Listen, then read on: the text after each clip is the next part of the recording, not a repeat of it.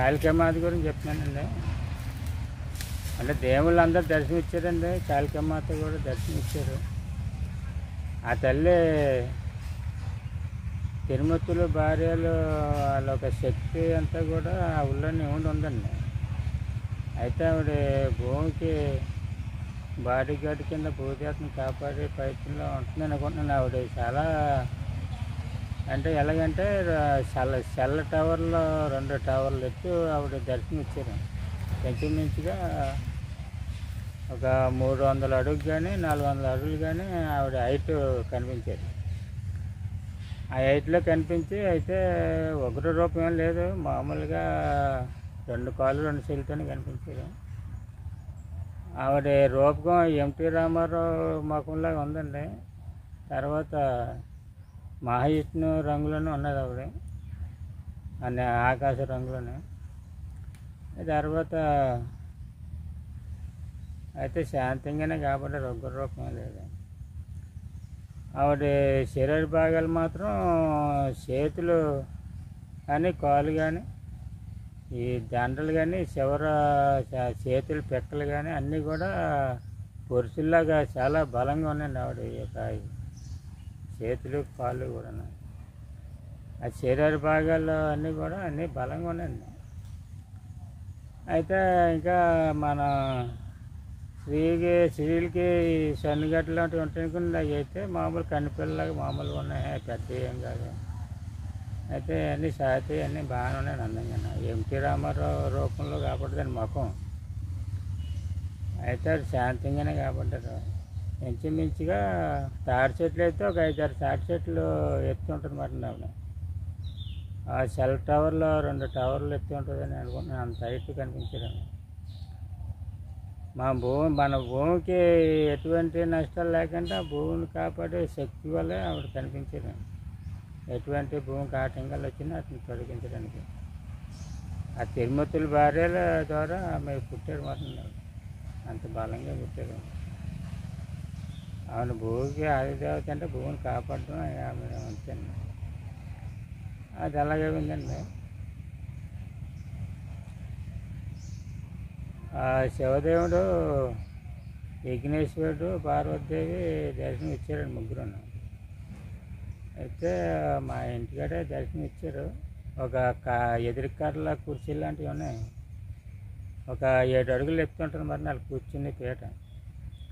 అది కూర్చుంటే ఇంకొక 7 అడుగులు హైట్ పైకి ఉంటారు. 14 అడుగులు హైట్ కనిపించారండి విఘ్నేశ్వరుడు, పార్వతీదేవిని.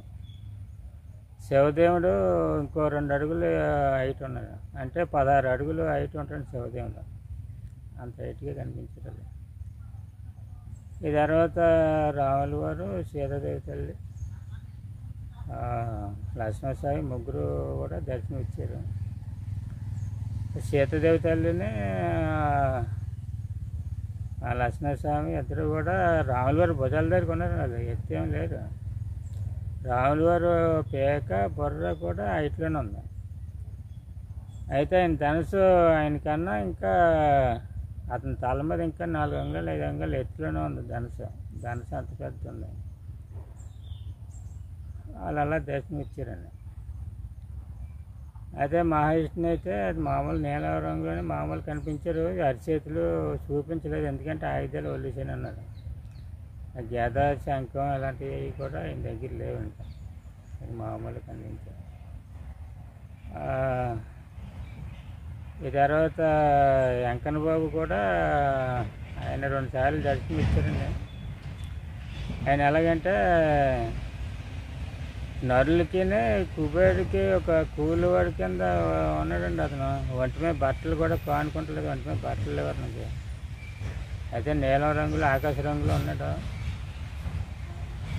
ఒకవైపు గన్ను ఒకవైపు పెరంగి పెట్టుకొని ఉంటున్నాడు అతను. ఏమైనా దొడ్డ చెట్లు మన మొక్కుపల్లి ఇచ్చిన మీద దొడ్డ చెట్లు ఉంటే గంటతో కాల్చేస్తున్నాడు ఆ దొడ్డ చెట్లని.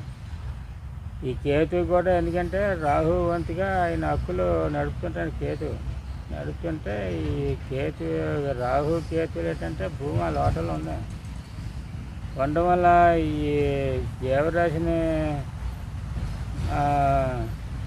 ఎప్పుడు చంపాలనేది ఆర్డర్స్ వాళ్ళ నుంచి వస్తుంది, రాహు హక్కుల నుంచి వస్తుంది, భూమి అయిన హక్కులు ఉండడం వల్ల దాన్ని బట్టి శనేశ్వరుడు ఏమిటో నడుపుతున్నారు. కేతు కూడా అదే పని, దేవరాశిని చంపడం అలాంటి పనులను ఉంటారు ఎక్కువ.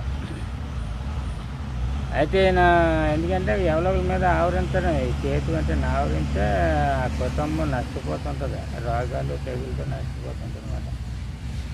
ఆ టైంలో మనం వెంకన్న బాబు ముడిపడి మొక్కుకుంటామంటే ఆయన కేతుని పెరుగుతుని కొడితే ఇంకా లేకపోతే నాకు అనిపించాడు, నా సముద్రంలోనే పెద్ద మఠం వేసుకున్నాడు, అక్కడ సముద్రంలో పారిపోయాడు వెంకన్న బాబు కొట్టింది. లేకపోతే ఆ వెంకన్న బాబు ఇంకా దొడ్డ చెట్లని కొట్టడం అన్నీ ఆయన పని. ఆ ఒంటి మీద బట్టలు కూడా కాంటలేదు. ఆయన దేవస్థానంలోనే అయ్యో ఇంకా పువ్వులని, పట్టు వస్తువులని, బంగారం నగలని, కొయ్యరటికాయలని, బంగారం కిరటికాయలు ఎన్నో ఉన్నాయి ఆయనకి. ఎన్ని ఉన్నాయి, ఏ ఒకటి కూడా చీపురు పుల్ల కూడా ఆయన ఒంటి మీద లేదండి. ఆయన ఏం ముట్టుకోవట్లేదు, ఎంత కుబేరుది అనేసి సిద్ధాంతంలో ఆయన ఆస్తి ఏం ముట్టుకోవట్లేదు. ఆయన ఆ వెంకన్న బాబు ఆయన ఆస్తి నాది కాదన్నట్టుగానే ఉన్నాడు. ఆయన ఒక బంగారు వస్తువు కానీ, ఒక పట్టు వస్తువు కానీ, నగలు కానీ, ఏవి పువ్వుల దండలు కానీ ఏవి కూడా అతను ఒంటి మీద లేవు. నిరక్షరంగా 2 సార్లు కనిపించారు, 2 సార్లు నిరక్షరంగా కనిపించారు. నీలం ఆకాశ రంగులో ఉండండి ఆయన. అయితే గిరిజాలు చాలా అందమైన చాలా ఉంది. ఆయన ఎంటీ రామారావు రూపంలో ఉన్నాడు. ఎంటీ రామారావు రూపం అంటే ఇంకా మహావిష్ణుకి సంబంధించిన అందరూ కూడా మా ఎంటీ రామారావు రూపంలోనే ఉన్నారండి. వాళ్ళు ఎలా కుజుడు, శుక్రుడు, అంగారకుడు, బృహస్పతి 4 నవగ్రహాలు. ఆ నలుగురును అంశం మీద వాళ్ళ భూమిపై 4 లోకాలు, భూమి కింద 4 లోకాలు కదా 8 లోకాలు. ఆ 8 లోకాలు కూడా వాళ్ళు అంశం మీద ఒకే సీట్ ఉంటుంది, ఆ నడుము మీద సోఫా సెట్. ఆ ఒక్క సోఫా సెట్ మీద నలుగురు కూర్చుంటున్నారు. ఆ అంశ అంటే ఇంచుమించుగా ఒక 1/2 ఎకరం భూమి అంత ఉంటుంది మరి అది అంశ. దాని ఆ ఈపు మీద ఒకే సోఫా సెట్ ఉంటుంది. ఆ సోఫా సెట్ మీద నలుగురు కూర్చుంటున్నారు. కూర్చుని నలుగురు ఎలా ఉండండి, వాళ్ళు ఆ బంగారు కిరీటికాయలు ఉన్నాయి. తర్వాత పూర్వం సూరత్ సిల్క్ అనుకోరు, అలాంటి సిల్క్ బట్టలు వేసుకున్నారు వాళ్ళు.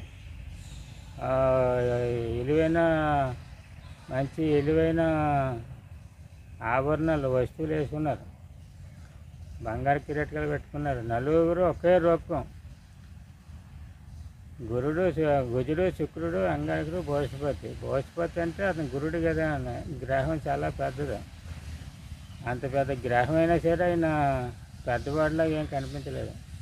నలుగురు వాళ్ళు శరీర భాగాలు నలుగురు కూడా సమానంగా ఉన్నాయి. ఎంటీ రామారావు లాగా ఉన్నాయి, సేమ్ ఎంటీ రామారావు. ఇంకా ఆ తర్వాత వెంకన్న బాబు, కృష్ణ పరమాత్ముడు, మహావిష్ణువు, రాములు వారు, వీళ్ళు కూడా సేమ్ ఎంటీ రామారావు. ఇంకా ఎంటీ రామారావుని చూసి హనుమంతుడిని చూడక్కర్లేదు. ఇంకా ఆ హనుమంతుడిని చూసిన ఒకట, ఎంటీ రామారావుని చూసిన ఒకట. ఆ మహేష్ని హక్కుల నుంచి పుట్టాడు ఎంటీ రామారావు. అది సామాన్యుడు కాదు రామారావు అంటే. ఆయన దైవ సంభూతుడు అన్న, అంటే దైవ సంభూతి లేదు కానీ దైవానికి సంబంధించిన అన్న. హనుమంతుడు కూడా అలా ఆ రూపంలో ఉన్నాడు అన్నమాట.